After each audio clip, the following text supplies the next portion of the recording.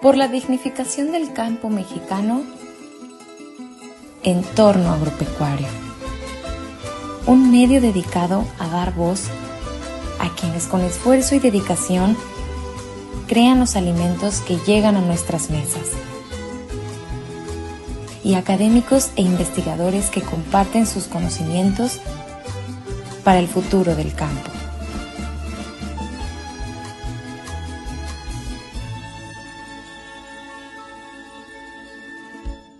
¿Qué tal, amigos? Bienvenidos una vez más a Entorno Agropecuario, hoy desde la localidad de La Estanzuela, municipio de Emiliano Zapata.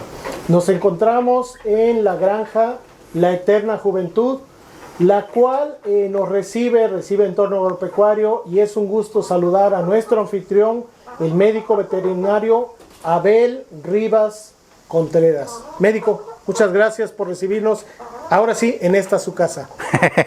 No, también es suya, bienvenidos. Gracias, Siempre para nosotros es un gusto recibir a todas las personas que se interesan en esta temática. Y mientras más seamos, pues es mejor. Muchas gracias, médico. A usted tuve oportunidad de conocerlo en la UNCADER 2, en Coatepec, la unidad de capacitación para el desarrollo rural, hace ya varios años. Sin embargo, su vida profesional nos gustaría que nos la compartiera. ¿Cómo inicia? ¿Qué es lo que lo lleva a decidir dedicarse a la actividad que hoy estamos aquí presenciando en lo que podría considerarse una granja integral? Sí, bueno, se me hace muy interesante esa pregunta porque a mí siempre me han gustado los retos. Y uno de los retos que nosotros a través de la formación académica que recibimos fue justamente que hay varias áreas, ¿no?, donde uno se puede dedicar, pero yo creo que hay una que no nos vamos a cansar nosotros de buscar y de fomentar, que es el área de los alimentos, la alimentación, porque justamente ahorita que estamos en esta época de libertad, siempre lo que nosotros estamos buscando es la soberanía alimentaria, o sea, buscar aplicar la tecnología, la ciencia, llevarla al campo de tal manera que nos permita poder tener alimentos todo el tiempo. Entonces, de allí nace esa inquietud como profesional de empezar a buscar, bueno, ¿qué es lo que más se necesita? Comemos 3 veces al día, ¿no? Y todos los días. Todos los días. Es una mala costumbre. Entonces, ¿qué es lo que sucede?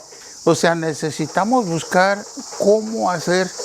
¿Y qué es lo que pasa? Por ejemplo, cuando tuve el primer contacto, hace unos años, se fomentaba una cuestión muy interesante que se llamaba economía de traspatio, donde yo estaba antes en un cadero. Llegó una parte muy interesante de economía de traspatio y decía yo, bueno, sí es cierto, o sea, todos tenemos un espacio, todos tenemos un lugar donde podemos producir, por mínimo que sea, un picante, un huevo, o sea, ¿y por qué no lo hacemos? Entonces, nos dimos a la tarea justamente de aplicar todo lo que nosotros ya sabíamos, y estando en la unidad de capacitación, que justamente era el desarrollo rural, el tema, entonces al parecer se hizo de tal manera, se amalgamó, que nosotros pudimos empezar a trabajar con productores, empezar a vivir, a sentir en carne propia cuál era la necesidad. Y nosotros tristemente nos dimos cuenta, como alguna vez hemos visto en alguna cuestión, que los pobres éramos nosotros. Porque la gente, cuando íbamos al campo, siempre tenían algo que comer. Porque ellos ya por tradición, nosotros lo único que hacíamos era ir a aprender de ellos y ir a mejorar lo que ellos ya tenían. Pero realmente esta es una economía que nos lleva justamente al desarrollo. Y a partir de eso, profesionalmente, es como fuimos buscando alternativas que nos dieran la posibilidad de ir acercando cada vez más. Nosotros vimos que, por ejemplo, hay muchos estudios científicos, hay mucho conocimiento, Y la función que nosotros teníamos es justamente bajarlo a nivel de donde la gente lo necesita, porque hay mucho trabajado, pero hay poco aplicado en el campo. Entonces a partir de ahí es donde nosotros nos dimos a la tarea. Y bueno, alguna vez yo platicando con una persona que le dábamos una asesoría, me fortaleció más porque me dice, oiga, ¿usted tiene una granja? ¿Usted tiene animales? ¿Usted sabe lo que es tener animales? Digo, pues no, yo soy profesional, pero no conozco teóricamente, ¿no? Entonces todo eso fue creando desde hace muchos años la idea de llegar hasta hoy. Y a mí me da mucho gusto particularmente que ustedes vengan con nosotros, porque esto fue un sueño desde hace muchos años. Yo dije, antes de jubilarme yo tengo que tener algo que a mí me permita seguir colaborando con las personas de tal forma que entre todos tengamos un frente que nos permita producir nuestros propios alimentos de manera sana, de manera orgánica y de manera integral, como usted lo mencionaba. Interesante, sin duda, médico, esta labor, y apasionante como lo cuentas, como lo narras, de cómo planeaste, pensaste, como bien señalas, antes de jubilarte, tener ya tu espacio, y cómo lo fuiste llevando desde que mencionas tu vida profesional, este interés por esta economía de traspatio, por estos huertos muchas veces familiares, y que como bien mencionas en el campo, pues es una forma de subsistencia, ¿no? El tener a lo mejor un corralito con 4 o 5 gallinas, el tener a lo mejor una parcela con un poquito de hortalizas, de algún árbol frutal, primero como autoconsumo, ¿no? Y bien señalas, médico, el tema de que en el campo no se vive la pobreza que a veces se vive en la periferia de las ciudades, ¿no? Conocemos ciudades donde las colonias realmente viven una marginación, donde a veces escasea lo primordial que son los alimentos. Como que nos hemos perdido un poco en esta modernidad, en la tecnología, en los avances, en la información, y hemos dejado de largo pues lo más importante que para el ser humano, pues es la alimentación. Lo señalas muy bien. Creo que parte de eso lo llevaste en lo que fue la UNCADER. Años atrás, la UNCADER ofrecía capacitación dedicada a la ganadería, a la pecuaria, ¿no? Al tema de, pues quizá la producción de quesos a partir de leche de cabra o de leche de vaca. Tenían, hasta donde recuerdo, cerdos y no sé si borregos, pero todo eso hoy se ha perdido, ya no se ve igual, las hortalizas, y creo que fue algo que aportó y que marcó en algún momento, seguramente a décadas, de coatepecanos y quizá de visitantes que acudían a la UNCADER, inclusive a hacer una especie de residencias, según recuerdo, precisamente por trabajar, por aprender estas técnicas de crianza de ganado o de cultivo. Cuéntanos un poquito de esa época que tú viviste. Bueno, es una época, me remonto cuando yo inicié trabajando para la educación agropecuaria. Me acuerdo que una persona que le agradezco mucho la posibilidad que me dio de trabajar ahí, me dijo, ¿vas a trabajar en una escuela? Yo le dije, no, yo en escuela no, o sea, yo no soy maestro. Pero me dijo, es una escuela donde atienden a los ganaderos, donde se va a las comunidades, donde se va a capacitar a las personas, a las amas de casa, transforman mermeladas. Y yo levanté mi mano y me dije, sí, va, eso es lo mío, ¿no? En ese momento fue cuando yo tengo de alguna manera contacto con la unidad, y justamente, o sea, yo caí como pez en el agua porque es lo que a mí me gusta, ¿no? O sea, el contacto con la gente, la idea de decirle, bueno, sí podemos transformar, podemos hacer. Entonces, pues, desafortunadamente, y ahorita, qué bueno que que tenemos este medio para poderle decir, porque inclusive los padres de familia ahorita están pensando, yo no voy a mandar al UNCADE porque se va a ensuciar la tierra, o sea, es triste que uno como padre, uno diga, no, pues mejor que se vaya a otro porque se va a ensuciar, ¿no? Cuando justamente nosotros, la institución en su tiempo, fue una institución de enseñanza, de aprendizaje, de vivencia. Nosotros nos levantábamos a las 4 de la mañana a cortar flores, porque los invernaderos estaban llenos de flores, crisantemos, y teníamos que entregar a más tardar a las 5 de la mañana en el mercado de San José. Y de ahí nos regresábamos a ordeñar las vacas, y de ahí no había tiempo, o sea, era... No había tiempos muertos. Muertos, ¿no? Bueno, interesante. Celular, sí, exactamente. Entonces creo que no todo está perdido, creo que podemos retomar. Por ejemplo, hace rato les hablaba a ustedes del proyecto de La Morera. No quiero echarme guayabazos, pero ese proyecto nosotros lo bajamos.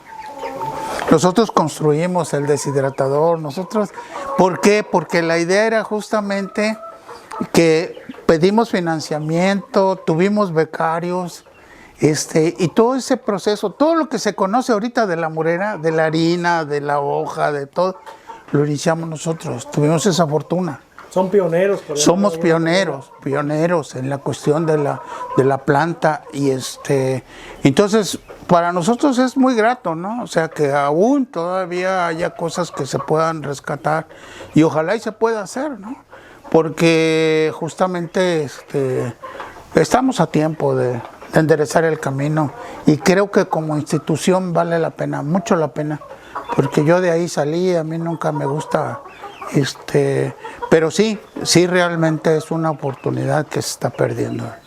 Señalas algo bien importante, porque cuando platicamos con productores diversos, uno de los referentes es el tema de este relevo generacional que se ha perdido prácticamente en el campo.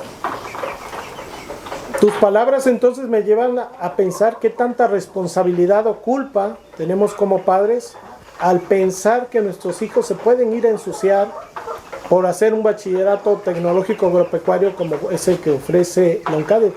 ¿Qué tanto daño le estamos haciendo a nuestros propios hijos, ¿no? El que no se vayan a ensuciar cuando realmente tendríamos, lo están haciendo en algunos otros países, como una actividad ya desde muy pequeños, entrar a estas granjas a que los niños se ensucien, conozcan, huelan, sientan, palpen, pues a veces hasta el estiércol de los animales, ¿no? Es una vida más sana, y que curiosamente, médico, tú lo sabes, hoy hay una tendencia mundial, México no es la excepción, por llevar una vida más sana, más saludable, y es cuando creo que las escuelas con esta vocación, me refiero a la técnico agropecuario, deberían de mostrar o ampliar el abanico de posibilidades. Has señalado un punto muy interesante, y ojo papás, pues ahí tenemos también nosotros que cambiar quizá nuestro chip, ¿no? A pensar qué es lo que realmente queremos para el futuro, sobre todo nuestros hijos. Médico, hablar del campo, hablar de la ganadería, es hablar, obviamente, como mencionabas, hablar de la alimentación, un tema muy vasto. Me gustaría preguntarte y dejarte ahora sí en el tintero para después de un corte promocional que me respondas, ¿qué tanto la modernidad nos ha quitado la posibilidad de vivir y de comer más sano y de ser más felices y menos esclavos? ¿Te parece bien si me lo contestas volviendo de una pequeña pausa promocional? Claro que sí. Sí, perfecto.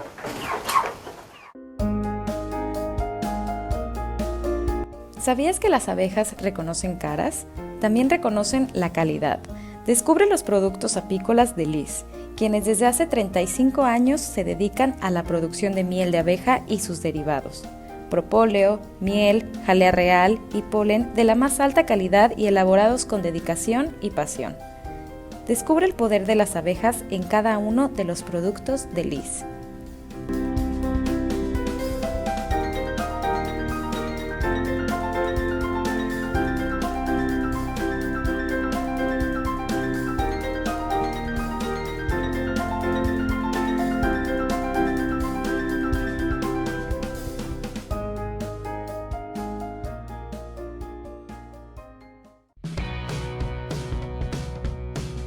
¿Y tú ya conoces el museo y el parque del café, el Café Talapan?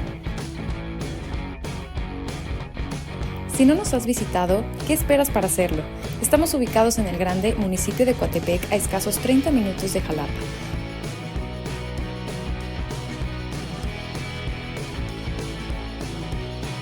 Ven y conoce más acerca del café, diviértete en nuestro parque y disfruta de nuestros ricos desayunos los fines de semana. Te esperamos.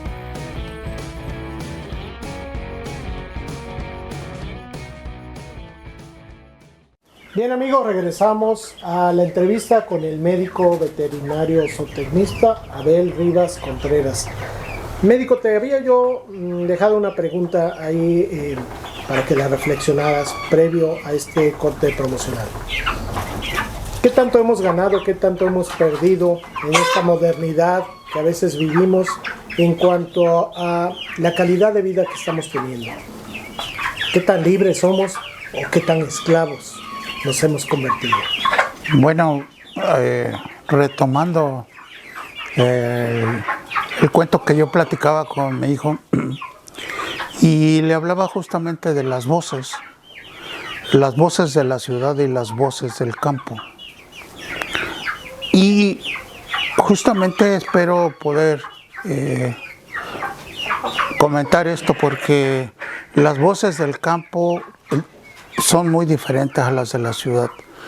La de la ciudad te dice compra para que seas feliz.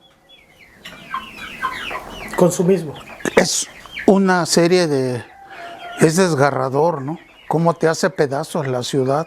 Oye médico, inclusive te dicen compra aunque no tengas dinero. Exacto. Compra crédito, alza la tarjeta. Exacto, compra. Entonces el campo es muy diferente a su voz. Porque la voz del campo te dice, aquí estoy, lo podemos producir.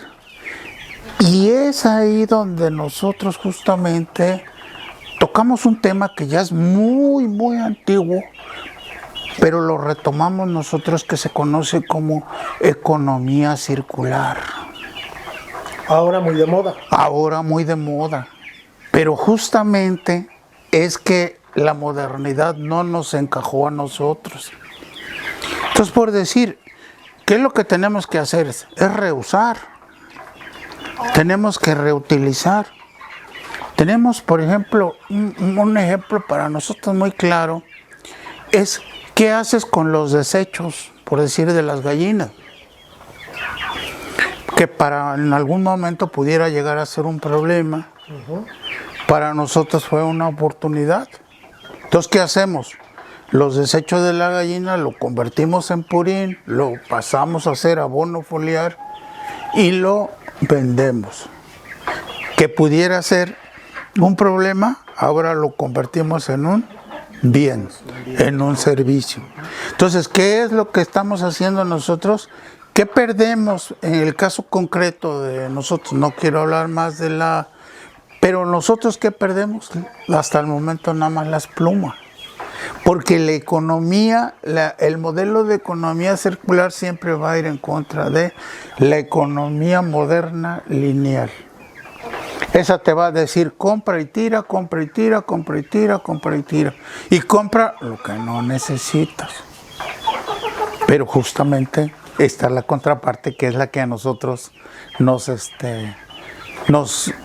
subimos en ese caballo, y creo que es una de las formas de poder sobrevivir, y la libertad alimentaria o la soberanía alimentaria sí la podemos llevar a cabo.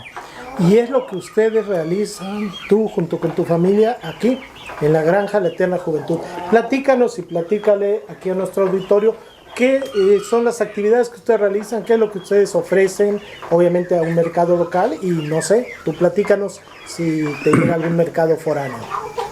Bueno, nosotros nos dimos a la tarea, como se comentaba hace rato, de trabajar en el UNCADR, que nos dio la posibilidad de estar muy cerca con los productores y vivir la problemática.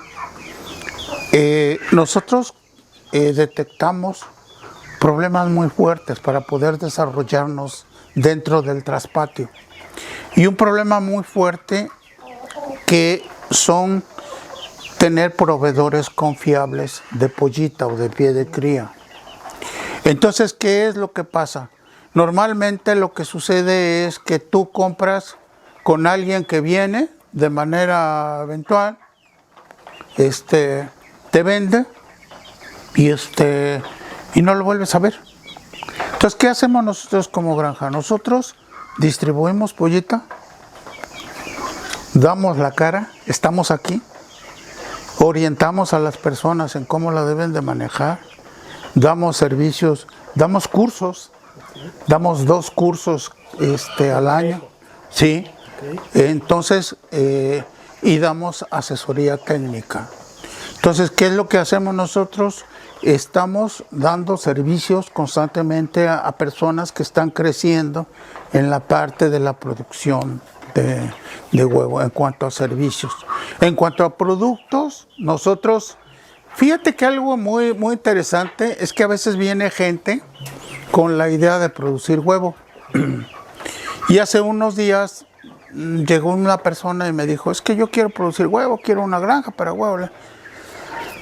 Y yo le presento una gama de productos que pueden acompañar la cuestión del huevo y me dijo, híjole, no lo había yo pensado, porque yo tengo limón, tengo siembras de maíz, ¿por qué no procesar el abono?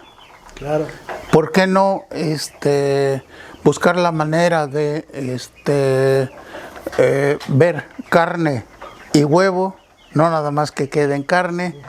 ¿Por qué? Huevo. Exactamente, entonces ya serían 2, entonces necesita doble propósito. Entonces todo eso nosotros lo hacemos con los productores. Y hay un tema, perdón, te voy a interrumpir para no salir porque este tema es muy interesante. Se nos dijo muchas veces que el huevo hace daño. El huevo en exceso hace daño, siendo que es la proteína más económica. De un tiempo para acá se nos dice come huevo. Claro. Obviamente entre más sano, entre más orgánico, mejor. Claro. ¿Estás de acuerdo en esto, médico? Sí. De hecho, me llama mucho la atención y qué bueno que hay este tipo de oportunidad y de espacios, porque te voy a comentar algo muy importante a todas las personas que nos ven, que justamente nuestros clientes son personas de la tercera edad, gente que se cuida, gente deportistas. Y hace poco vino una persona de Coatzacoalcos que él se autonombra un sobreviviente de cáncer. Cuando él vino a nuestros cursos, él dice, yo vengo porque tengo una fundación, justamente porque estoy convencido que el cáncer es causado por malos hábitos alimenticios. Dice, entonces él ya tiene una fundación en Coatzacoalcos donde fomenta los buenos hábitos de alimentación como una prevención del cáncer. O sea, yo no lo había pensado así. Y yo cuando me quedo así, porque él se dice, es una persona, un chavo, vino él y su papá. Él tiene como 35 años. Muy joven. Pero ya con esa experiencia ya con esa experiencia de vida. Entonces tú dices, sí es cierto, ¿no? O sea, realmente somos lo que comemos. Y a veces nosotros decimos, bueno, pues es que ahora nos ponen los sellos, ¿no? 5 sellos y dices, pues me lo como. O sea, ¿por qué no? O sea, buscar otra alternativa que a nosotros nos pueda tener. Y por ejemplo, el huevo es una de las cuestiones que hasta el momento sigue siendo más barato, ¿no? La proteína más económica. Más económica. Entonces, para nosotros es un gusto y un reto que nuestros clientes sean personas selectas. No porque nosotros seamos selectivos, sino porque es gente que, inclusive hubo una persona que nos dijo un día, me dijo, oiga médico, ¿no le piensa usted subir al huevo? O sea, fíjate. Nos da muy barato para que... O sea, sí. Entonces, ya cuando alguien te dice, oiga, no piensa usted subirle porque yo siento que no es el precio por lo que nosotros recibimos. Entonces, para nosotros es muy grato ese tipo, porque nuestra venta es casa por casa. O sea, mis clientes me conocen, yo se los llevo cada 8 días, ellos saben, hay un contacto, hay una relación hasta amistosa que se desarrolla, porque justamente es la posibilidad de poder y de llevar certeza de que lo que uno está llevándole a su mesa es de calidad. Estamos hablando de una proteína, como bien mencionábamos, importante en el organismo, una proteína económica que difícilmente falta en los hogares mexicanos y me atrevo a pensar del mundo entero. ¿De qué manera, médico, podemos nosotros desde nuestro hogar muchas veces tener posibilidades de crear a lo mejor 4 o 5 gallinas y tener un abasto de huevo para el autoconsumo? No sé si un núcleo de 4 o 5 gallinas me estoy quedando corto y tengo que ser 10 o 12, pensando en una familia quizá de 4 o 5 personas que consumen huevo, pues a lo mejor cada tercer día o todo esto. ¿Cómo podemos hacerlo? ¿Cuáles serían los números que podríamos hacer? ¿Qué tan costoso es? ¿Qué tanto espacio necesitamos en nuestra casa? ¿Es viable en la actualidad en los hogares, pues por lo menos de aquí de la región? Hablamos de la región de Coatepec, de Jalapa. Mira, tocaste un punto importantísimo, que yo se lo digo a los estudiantes cuando vienen aquí. Les digo, ¿ustedes saben lo que es el consumo per cápita? ¿Ustedes saben cuál es el consumo per cápita de huevo en México? ¿Saben cuál es el consumo per cápita de carne de res? Nosotros consumimos 25 kilos de huevo al año,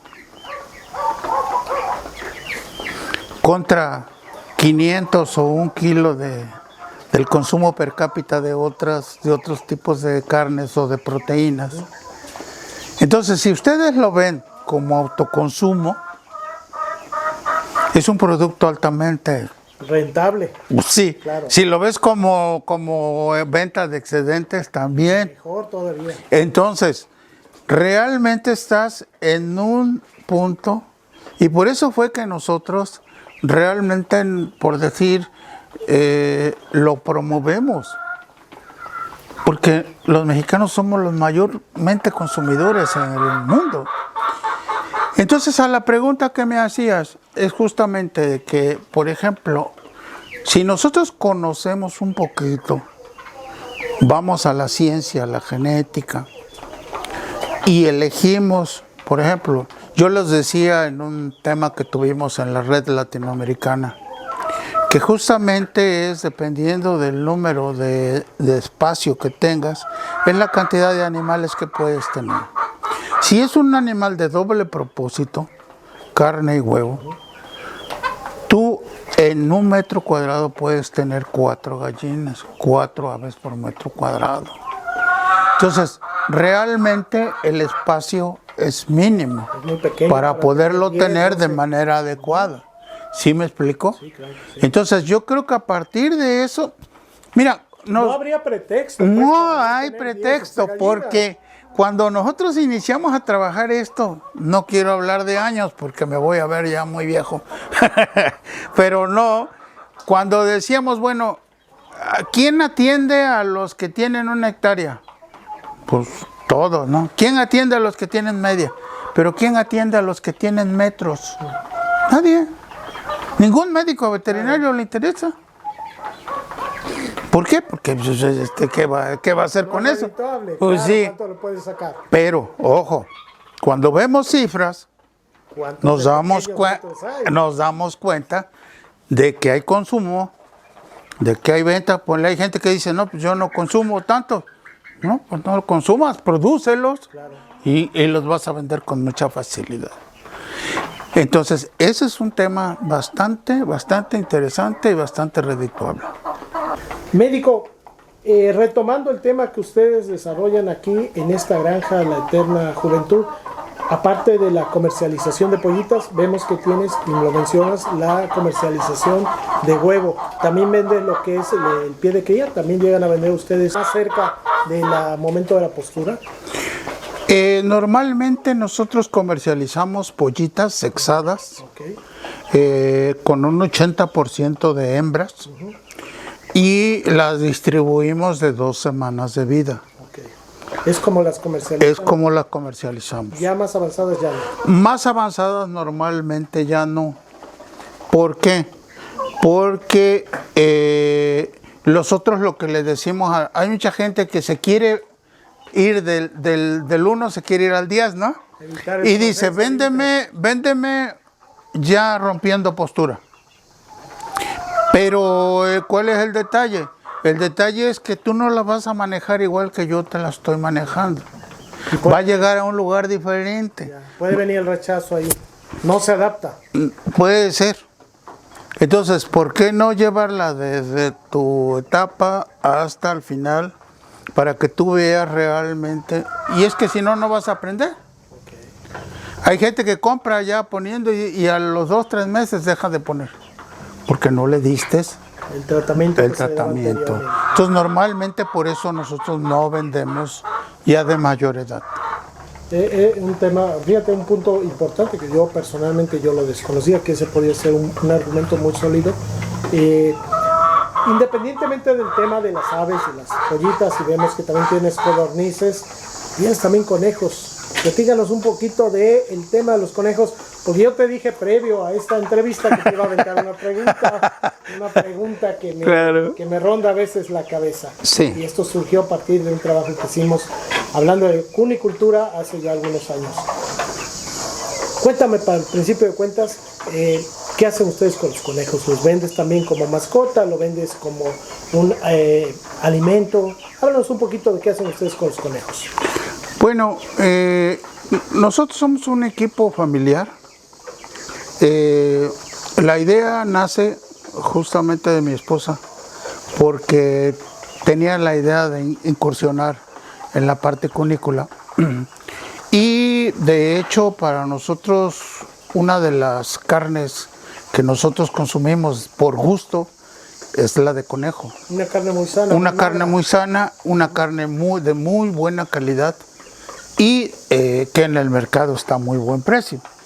Entonces, a partir de eso, nosotros fue que empezamos a producir. La idea de nosotros es carne, ¿sí? Pero realmente cuando tú inicias algo, la vida te va llevando por otros caminos. Entonces, ¿cuál es el camino que nos llevó? Justamente a que tuvimos que incursionar en la parte de mascotas, ¿sí? ¿Por qué? Porque hay líneas genéticas de mascota que finalmente, bueno, tienen un mercado muy selecto, pero nosotros lo que buscamos generalmente es carne. ¿Y cómo la comercializamos? Bueno, tenemos una persona que tiene un restaurancito, anunciamos cada 15 o cada mes que va a haber carne de conejo los fines de semana, y sí hay mucha aceptación de la carne de conejo. Entonces, en ese sentido es como vamos nosotros creciendo en la parte cunícola. Tú mencionas que sí tiene buen precio la carne de conejo, que bueno, existe, en el caso de ustedes ya tienen ahí un cliente, digamos, cautivo, un cliente, un socio comercial en ese sentido. Y yo te preguntaría, ¿qué tan difícil es comercializar la carne de conejo en un universo, en una idiosincrasia como la mexicana por lo menos, donde al conejo se le tiene como una mascota, donde el conejo se le tiene como un peluche, como algo que no debemos de matar y menos comer. ¿Qué tan difícil llega a ser entrar a los mercados, digamos, más amplios comparado con lo que podría ser, por ejemplo, la carne de pollo? Retomando la cuestión del consumo per cápita, el consumo per cápita es de 300 gramos por año. Es muy bajísimo. Pero es muy bajísimo porque finalmente, si tú preguntas a los que tenían conejos, yo hace poco me encontré a alguien que tenía conejos y me dice, ya no tengo conejos. ¿Por qué? Porque todo se lo lleva el alimento. O sea, esta persona tenía una mala experiencia. Exacto. Y me dijo, yo ya los quité. Pero hace rato hablábamos justamente de los arbustos forrajeros. Nosotros, por ejemplo, alimentamos a nuestros conejos como base con morera. O sea, nosotros mismos la cultivamos, nosotros mismos la procesamos y nosotros mismos le damos. Entonces, ¿qué es lo que estamos nosotros haciendo? Justamente toda nuestra experiencia de vida, Carlos, ha sido abatir costos de alimentación para poder ser competitivos en un mercado de lo que tú me estás mencionando. Si tú disminuyes los costos de producción, por ejemplo, si en esta ocasión tuve el honor de que ustedes vinieran, pero si alguien viene, yo le digo cómo los alimento, le va a dar confianza. Claro. Le va a dar alimentación orgánica. Le va a dar confianza. A diferencia de que si yo vengo y le escondo lo que les doy y todo eso. Un congelador, entonces, ¿qué es lo que va a pasar? Entonces, los mercados, como nos pasó con el huevo a nosotros, cuando iniciamos con esto, tuvimos que regalar el huevo. Tuvimos que regalar el huevo porque nadie lo quería, porque la gente tiene la cultura del huevo blanco. Que es algo que mencionábamos, se ha empezado ya a revertir. Ya la gente empieza a buscar huevo de rancho, huevo rojo. Entonces es cultural, lo mismo del conejo. ¿Crees que empieza a haber ya una tendencia de mayor consumo para poder pasar de esos 300 gramos per cápita anuales, obviamente, estamos hablando, hacia consumos mayores? Hablando de la carne de conejo. Sí. Sí, hay una tendencia. Sí, claro. La palpa, la ves. Claro. ¿Por qué? Porque, mira, nuestro trabajo, en una ocasión tuve la oportunidad de trabajar con amigos que el día de hoy tienen sus granjas muy desarrolladas. Y yo, iban a verme y tuve la fortuna de poderlos impulsar en su momento. Y una vez le dije a un amigo, le dije, oye, yo no sé qué decirles, porque ellos ya van muy avanzados. Entonces me acuerdo que en esa ocasión me dijo, ¿sabes qué? Tú tienes que... Y me dijo, yo te sugiero que leas un libro.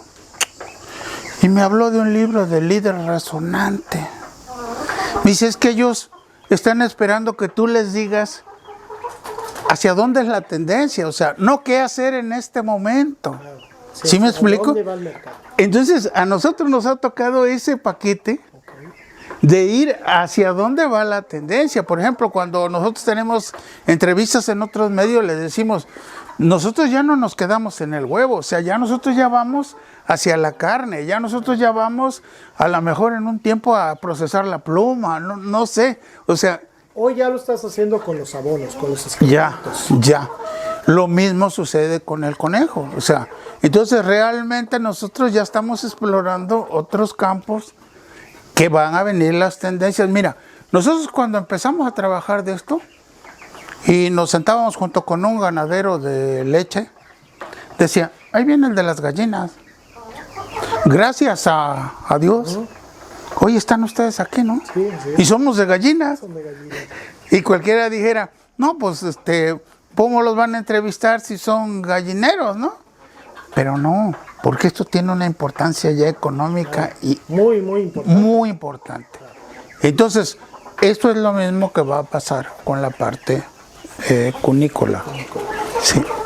Amigos, pues aquí la entrevista con el médico veterinario Abel Rivas Contreras, una persona amante, obviamente, del tema del campo, amante de lo que hace junto con su familia.